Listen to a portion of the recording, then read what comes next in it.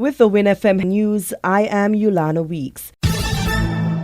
The partnership between the St. Kitts Nevis National Carnival Committee and the St. Kitts and Nevis Tourism Authority to boost tourism numbers during the National Carnival celebrations is yielding positive results. This collaboration has contributed to a significant increase in visitor numbers during the recently concluded festival period compared to the previous year. According to the NCC, the Federation welcomed 16,000 visitors during the festivities, a notable rise from the 11,900 visitors in 2023.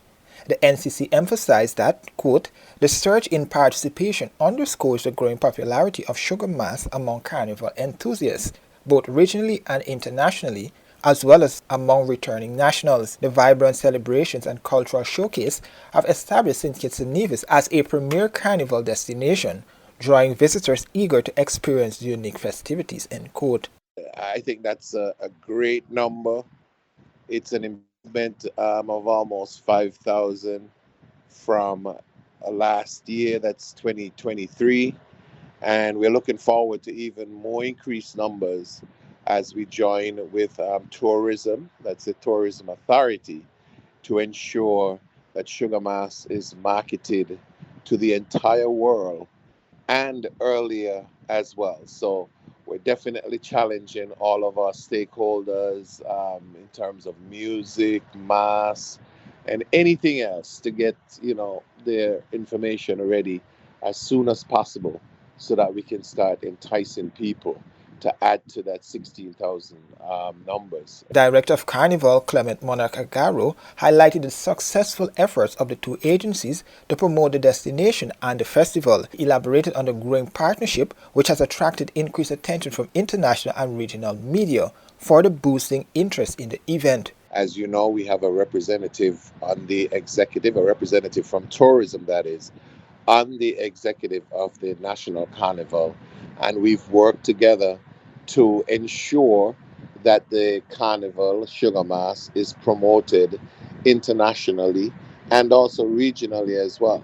One of the other things that we've noticed is that more media personnel, more influencers are coming in, and people who are covering it for, not necessarily a big time publication, but we're getting that feed. I mean, people are calling from Trinidad and Antigua and St. Lucia and in the diaspora as well, in the US and the UK, for interviews about sugar mass, because it seems as if that this is the newest and biggest and best carnival on the horizon right now, and we should be very, very proud of it. Given the success of the 2024-2025 festivities, discussions have arisen about the possibility of lengthening the festival to capitalize on the growing momentum and international appeal. Well, not necessarily, because my thing with that is we need a specific period, and we want to target our visitors for a specific period instead of, having people. I know in the past there was a calendar that, was from November to January, which to me really doesn't make a lot of sense. I think that the specific period that we've gone back to, which is tradition for St. Kitts Nevis Carnival, which is like about mid-December to the 2nd of January, I think that is perfect. What we're going to do, as I said, though, as you realize, the last couple of years, we've had deadlines for releases of music and different things like that. And we're going to continue that. We're going to keep drawing that back closer to our music festival. And we will, just like we did last year, use the music festival as well as a platform to ensure that folks who are coming here to enjoy the music festival, they take a look at Sugar Mass for 2025, 2026, because we're hoping to bring those people back as well. Despite repeated calls for residents to exercise caution on the roads, irresponsible driving has once again led to tragedy. A head-on collision has claimed the life of a 4-month-old baby. The police reported that the fatal accident occurred on January 11, 2025, on the island's main road at St. John's Long Path, near Ross University. Tragically, 4-month-old Mikari Edwards of Halfway Tree St. Kitts lost his life in the incident. According to the police, the accident took place between 4 p.m. and 4:30 p.m. and involved two vehicles traveling in opposite directions. Glenkeith Richardson of Wingfield Road, Old Road, was driving east toward Bastille, while the westbound vehicle was operated by Tian Phipps of Farms Project, Sandy Point. Both drivers sustained minor injuries and were treated at the Joseph N. France General Hospital. However, Phipps's passengers, including baby Edwards and 23-year-old Khadijah Lewis of Sandy Point or Connery, St. Kitts, suffered severe injuries. Lewis underwent emergency surgery for 2 broken legs, while baby Edwards succumbed to his injuries shortly after the crash. Richardson has been arrested on suspicion of causing death by dangerous driving. Police stated, quote, "Based on the available evidence, it is suspected that his actions while driving led to the fatality," unquote. Meanwhile, the Nevis Culturama Committee has called for prayers for Lewis, the reigning Culturama 50 Miss Culture Swimwear winner, as she recovers from her injuries. In response to Sunday's tragic accident that claimed the life of a 4-month-old baby, the Interministerial Sustainable Road Safety Project Committee has announced 4 urgent measures to curb what it describes as, quote, "the alarming number of fatal motor vehicle collisions across the island," end quote. The recommendations shared in a statement by Attorney General Garth Wilkin follow a thorough analysis of traffic accident data. The proposed measures include construction of speed bumps in high-risk areas, strategically placed speed bumps in areas prone to high-speed collisions, amendments to legislation for automatic ticketing systems. New legislation would enable installation of advanced ticketing systems on roads notorious for speeding and at traffic lights. Stiffer penalties for dangerous driving and speeding. The committee proposes revising traffic laws to impose stricter penalties for speeding and traffic and dangerous driving, enhance road markings and signage at roundabouts. To improve navigation and safety, roundabouts across St. Kitts and Nevis would receive updated road markings and improved signage to guide drivers and reduce accidents. Addressing concerns, Garth Wilkin, who chairs the committee, highlighted the scale of the problem during his recent budget presentation. Our vision is a nation where road safety is paramount, traffic laws are respected, and infrastructure supports safe travel for all. 4 sustainable development goals are targeted by this project, in which AI and technology will feature prominently. The Interministerial Project Steering Committee, we have met twice to strategize and set the next steps for creating a comprehensive policy to guide the project. The immediate plans are to analyze road data, traffic data, resolve immediate road safety concerns, and schedule widespread consultations with the public. Madam Deputy Speaker, we were shocked in our second meeting to receive a report from the Deputy Commissioner of Police that there were 6,526 reported traffic accidents in St. Kitts, between 2019 and 2023. 1,300 a year, Madam Deputy Speaker. In that time, 128 of those resulted in serious injuries, and this is up to 2023, not 2024. He expressed shock at the statistics shared during the committee's second meeting by the Deputy Commissioner of Police, Cromwell Henry. Now, at the end of 2023, there were 19 fatalities. There have been numerous since then, 5 in one incident, 2 in another. So we have around 30 road fatalities in 6 years. That is wholly unacceptable, Madam Deputy Speaker. And I promise to the people of this country that I will lead this committee to bring change in respect of road safety in this country. I will give up my time, I will give up my effort, and the members of the committee have also promised that they will do the same. We cannot keep this status quo. We're going to create this project. We're going to have a comprehensive plan. We're going to take real actions to make sure that the roads are safe in St. Kitts and Nevis. Wilkin noted that Bastille remains the most problematic area, with 700 to 900 traffic accidents occurring annually. Following the tragic death of 4-month-old McCary Edwards, the traffic department is appealing to residents to exercise greater care and consideration while driving. The Federation of St. Kitts and Nevis has witnessed a concerning rise in traffic fatalities, with police statistics revealing an increase from 5 fatalities in 2023 to 12 in 2024. Even though we would have lost those in 2024, the most recent one that we had, not that all of them are not touching, but when we speak to the most recent one we had with that baby, that just brings it to a sense of awe. Speaking on WINN FM's Island T, Traffic Officer Donnelly Liebert Shiverton expressed a heartfelt concern over the recent accident, calling attention to key issues contributing to such tragedies.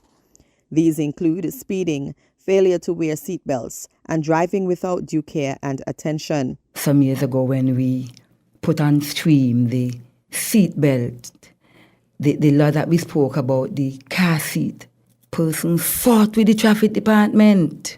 Oh, where are we going to find money to buy a car seat? How are we going to afford that? But look at what is happening now. Let us take the accident that happened over there in Contact. The one with the child and the driver that went to the bushes. The child, about 2 years old, was sitting in the back seat of the vehicle. Not secured. Not secured. No car seat. 2 years old. Lucky for that driver, he did not hit any hard object, just went to the bushes. Let's say, for example, there was a lamppost or a wall. Oh, a big tree. Could you imagine what would have happened?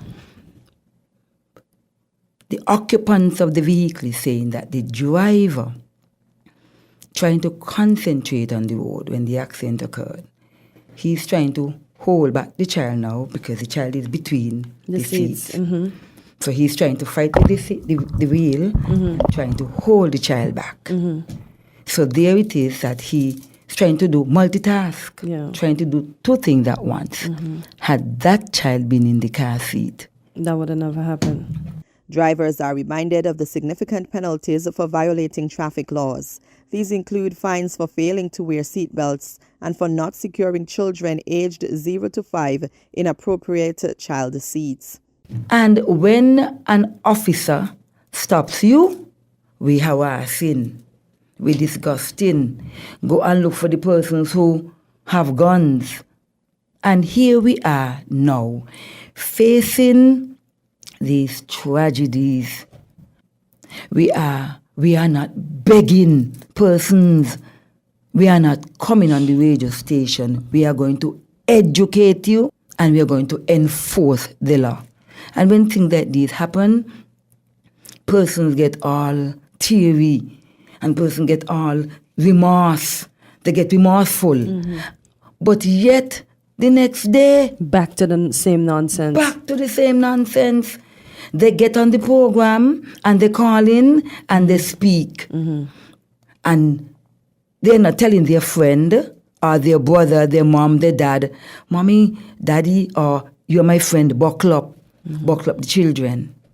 You cannot give somebody who has a child a lift if there isn't a car seat in that vehicle. As traffic violations and accidents, including fatalities, persist, authorities have announced stricter enforcement measures to curb reckless driving behavior and improve road safety.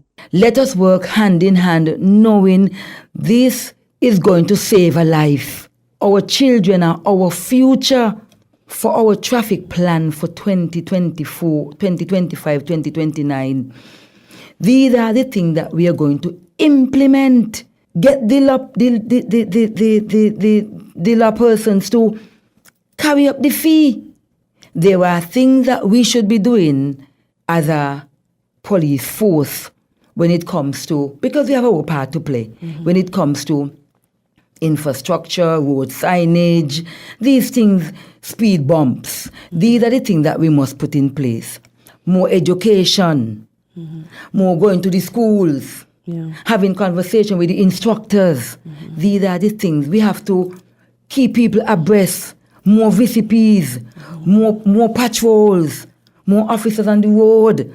These are the things that we have to put in place. But you as a taxpayer must do your part.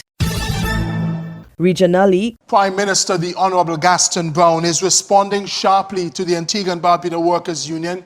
He is accusing its General Secretary, Senator David Messiah, of misleading former LIAT 1974 Limited workers concerning severance payments. The ABW has been critical of the government over its 32% compassionate payment to the former workers through a bond. Jamie Roche has our top story from the Prime Minister's comments on Point FM's Brown and Brown show on Saturday. The collapse of LIAT 1974 Limited has left hundreds of workers in financial turmoil.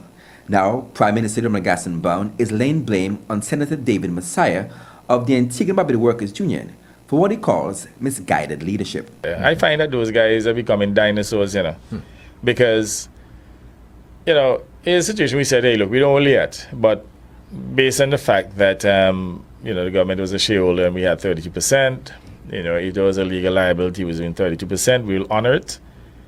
And this dude is still insisting that they should get 100% from the Antiguan government. The Prime Minister recalls the union rejecting the government's earlier 50% offer, which he says could have paved the way for workers to receive their full severance. And I said to them, the reason why we're taking 50% because I felt at the time, and Roosevelt Skerritt had agreed that he will participate. I felt we could have gotten Dominica to cover 10%, and we could have gotten Ralph to cover 10%. So that would have been 70%. And then if the government of Barbados had chosen to cover the other 30%, they'll be fully restored. They'll get the full 100%. Instead of this guy, what he named the Messiah, advise them properly. The man tell him not to take it. The government has since committed to paying 32% severance, equal to Antigua and Barbuda's former stake in the airline, through a bond, calling it a compassionate payment. And I notice now, even though it's a gift and it's a bond, he's making the claim that it should be in cash again. What's the matter with this dude? And I want to know if the LIAT workers do not recognize that all that he did was to get them to literally climb up a gum tree. And if we weren't a compassionate government, they would have stayed stuck up there. We pulled them back down and given 32%. Prime Minister Brown has accused Messiah of prioritizing politics over workers' interests, saying his type of leadership is outdated. And what they did is so stupid, right? If you pursue in one government for 30%, for 100%, what are they going to do to the other shareholders? Pursue them for the same 100% too? Good point. Good point. So they just muddy the waters and just killed it and prejudiced the LIAT staff. With $2 million already available for payout, the Prime Minister says he hopes the workers will realize the union's stance may have cost them more. Jamie J. Roche, ABS News. As black Sikatoka disease spreads across banana fields nationwide, farmers have been left without their primary defense, specialized agricultural oil. Agriculture Minister Alfred Prosper addressed mounting concerns from banana farmers over a shortage of oil used to combat leaf spot disease. The minister revealed that supply chain delays have left farmers, including Crown Lands and Bexon, struggling to protect their crops. It is an unfortunate situation for not just the Crown Lands farmers, but it's a national concern. The leaf spot, or what you call the black Sikatoka disease, has spread throughout the island, and it is causing serious problems in the banana and plantain subsectors. The BMU, which is the Banana Management Unit, has been the supplier of the oil to the farmers.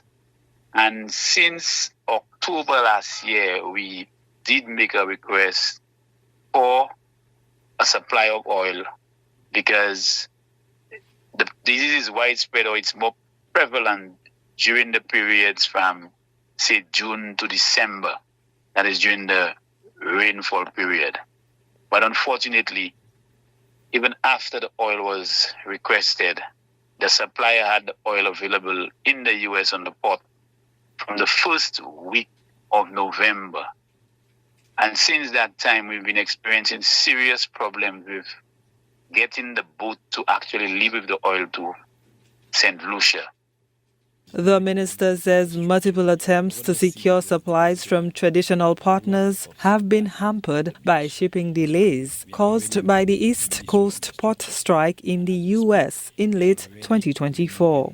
For the last 16 years, the Banana Management Unit has been procuring oil from that very same supplier, and it will take 6 weeks between making the request and the oil getting into St. Lucia.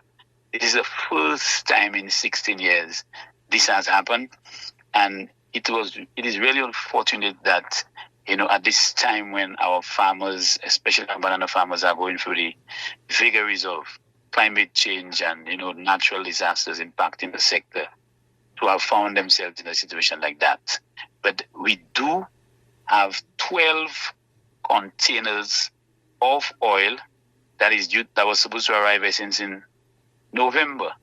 And that is 12 by 6, 72,000 gallons of oil that was supposed to have been given to our farmers free for the next year.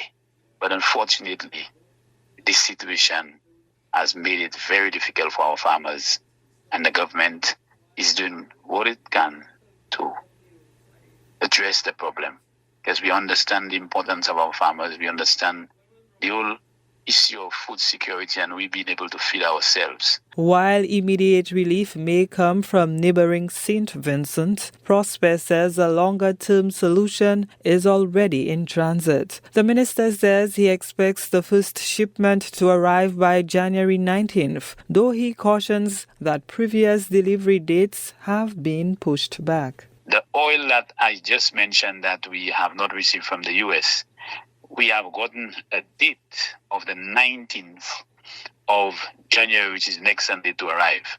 Again, that can change because we've been given a number of dates in the past and we have not been able to get it. We are hoping that we can get the oil out of St. Vincent. It's actually 1,500 gallons. That would have been distributed if it had arrived yesterday, would have been distribution and begin distribution to some farmers this afternoon. But unfortunately, it did not get into St. Lucia. So it's just those challenges that you face, these unexpected situations that we face. And now we are working towards getting the oil that would have been here from St. Vincent into St. Lucia as soon as possible. The Agriculture Minister says it's all about exploring options to maintain larger stockpiles of the oil before future rainy seasons. Gina Filippi, HTS News Force. Internationally, Switzerland and Serbia are reportedly willing to host a meeting between US President Donald Trump and Russian President Vladimir Putin. Nicolas Bedeau, head of communications for the Swiss Department of Foreign Affairs, said Ukraine, Russia and the US have been regularly informed of Switzerland's availability to support diplomatic efforts to establish peace. Serbia's President Alexander Vučić said his country would also offer to host a meeting between Trump and Putin. However, Kremlin spokesman Dmitry Peskov said no preliminary preparation was in place yet. Trump's incoming national security advisor, on the other hand, told ABC that a meeting between Trump and Putin was being prepared. Well, we haven't set the exact framework for it yet. We're working on that, but I do expect a call for at least in the coming days and weeks. An outstanding warrant for Putin from the International Criminal Court would be an obstacle to the potential meeting. Switzerland or Serbia would be legally obliged to arrest Putin. However, the Swiss Federal Council reportedly has the authority to grant exceptions in situations involving peace negotiations. Trump, who has criticised US aid for Ukraine's war effort and publicly commented at the US potentially reconsidering NATO membership, has sparked concern amongst allies and security experts. The US president-elect has vowed to bring Kyiv and Moscow to the negotiating table, at one point claiming he could end the war within a day. A top official in the US is confident a Gaza ceasefire deal will be in place before Donald Trump takes office as president. Discussions have been ongoing between Qatari mediators and a senior Israeli delegation for several days in Doha. Details are now emerging, with Israeli media reporting that a prisoner exchange deal will be implemented in 3 stages. US President Joe Biden is due to make a foreign policy speech, but his national security advisor says a deal is close. President Biden sent Brett McGurk out to Qatar more than a week ago. He has been camped out in Doha, day in, day out, 24 hours a day, working to tighten up these details and try to get this done. We have also coordinated very closely with the incoming administration to present a united message to all the parties, which says it is in the American national security interest, regardless of party, regardless of outgoing or incoming administration, to get this deal done as fast as now. We think those details are on the brink of being fully hammered out, and the parties are right on the cusp of being able to close this deal. Whether or not we go from where we are now to actually closing it, the hours and days ahead will tell. But I believe it is there for the taking, and we're going to do everything we can to push it to get it across the line. Well, President Joe Biden spoke today with Emir Sheikh Tamim bin Hamad Al Thani of Qatar. In a statement, the White House said the 2 leaders discussed the negotiations in Doha for a ceasefire and hostage release deal based on the May 27, 2024 arrangements described by the president last year and endorsed unanimously by the UN Security Council. Both leaders emphasised the urgent need for a deal to be implemented to return the hostages to their families and bring immediate relief to the people of Gaza through a surge in humanitarian aid enabled by the ceasefire and called for in the deal. Well, both leaders agreed to remain in close coordination directly and through their teams at this critical point in the negotiations. Israeli media have leaked what they say are details of an imminent ceasefire deal between Israel and Hamas. They report the deal will be in 3 stages. In stage 1, Israel will release 50 Palestinian prisoners in exchange for each female soldier and 30 Palestinian prisoners in exchange for the civilians. The reports say Israel will completely withdraw from the Philadelphia corridor at the end of the first phase of the deal. The second stage will start 16 days into the ceasefire and will focus on a deal that includes all the captives and the release of the remaining young men and soldiers. The third stage of the deal will address long-term arrangements, including discussions on establishing an alternative government in Gaza and plans to rebuild it. Other details about the reported deal focus on security, with checks said to be carried out by an international body, and Israel allowing 1 million Palestinians back to the northern Gaza Strip.